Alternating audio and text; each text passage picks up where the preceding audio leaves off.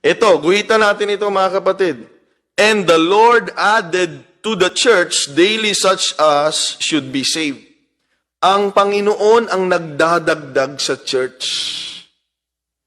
Hindi dahil magaling kang magturo. Sumusunod lang tayo kay Lord kaya tayo nagtuturo. Sumusunod lang tayo kay Lord kaya tayo nag-i-invite. Pero hindi ikaw yung nagdadagdag sa church. Okay? Pero mag-invite pa rin tayo. Magturo pa rin tayo. Yan ay pagsunod naman sa Panginoon. Kung may naiintindihan yung tao, kaya alam nyo, kaya naiintindihan ng tao kaya naiintindihan natin ang bautismo sa pangalan ni Jesus, hindi dahil magaling ang utak natin at magaling yung nagturo. Hindi.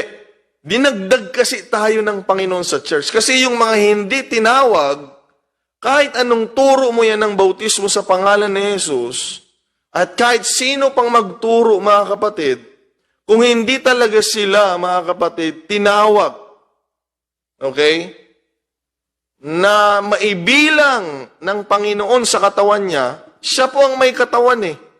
Okay, mga kapatid. Kaya nga, sa gabing ito, dapat magpasalamat tayo sa Diyos na ibinilang tayo ng Panginoon sa kanyang katawan. Okay, mga kapatid, wag tayong magalit, ba't nandito pa ako? Wag ganun, mga kapatid. Sa kinadami-dami ng may Biblia, hindi nila naiintindihan itong tinanggap natin. Yun na lang eh.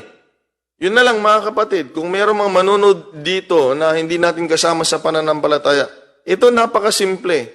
Basahin niyo ang history ng church sa Book of Acts. Lahat ng nabautismuhan doon ay sa pangalan ni Jesucristo. Pero hindi nila maintindihan. Hindi nila matanggap. Simple.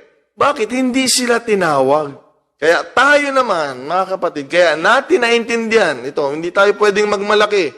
Hindi tayo pwedeng magmalaki. Hindi pwedeng magmalaki yung nagturo sa atin at tayo dahil magaling tayo na tumanggap. Hindi. Kaya natin naintindihan ay idinagdag kasi tayo ng Panginoon sa kanyang katawan.